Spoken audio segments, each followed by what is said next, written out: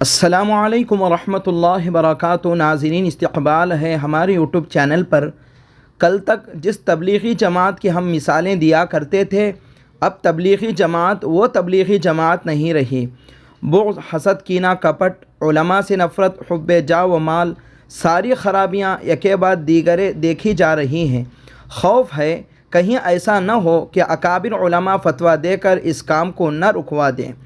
جہاں اس کام کی بے شمار خوبیاں ہیں، آج کے چند برے لوگوں کی وجہ سے کام کی بدنامی لازم آ رہی ہے۔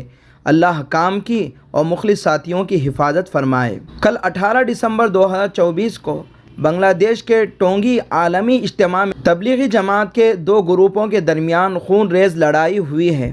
میڈیا رپورٹس کے مطابق اب تک 4 لوگوں کے مارے جانے اور سینکڑوں لوگوں کے زخمی ہونے کی خبر ہے۔ بنگلہ دیشی میڈیا رپورٹس کے مطابق ٹونگی میدان میں شورا والے پہلے سے اعلان کے مطابق اجتماع کر رہے تھے۔ صبح تقریباً 3 بجے سے مولانا سعد صاحب کے عمارت والا گروپ متعدد اطراف سے اجتماع گاہ کا قبضہ کر لینے کے ارادے سے شورا والوں پر حملہ آور ہوا۔ میدان کے الگ الگ مقامات اور راستوں پر متعدد چھڑپنیں ہوئیں۔ کافی دیر کے بعد پولیس ایکشن کے ذریعے معاملہ قابو میں آیا۔ یہ صورتحال ہم سب کے لیے بہت تشویشناک اور افسوسناک بھی ہے۔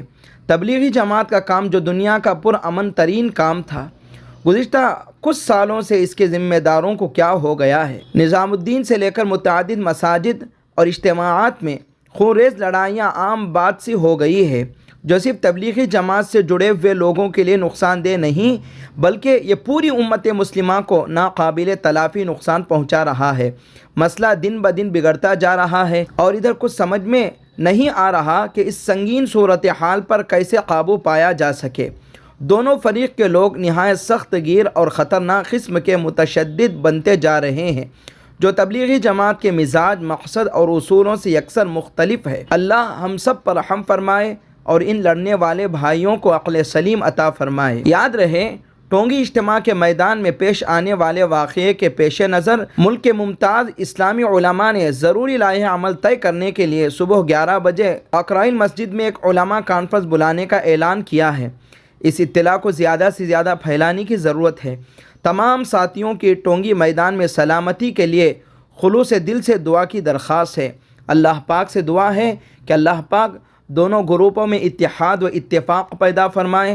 اللہ پاک ملک ہندوستان کی اور بنگلہ دیش کی اور جہاں جہاں دعوت و تبلیغ کا کام ہو رہا ہے، اللہ کام کی اور کام کرنے والوں کی حفاظت فرمائے، فتنوں کے فتنوں سے محفوظ فرمائے۔ آمین۔ جزاک اللہ خیرہ۔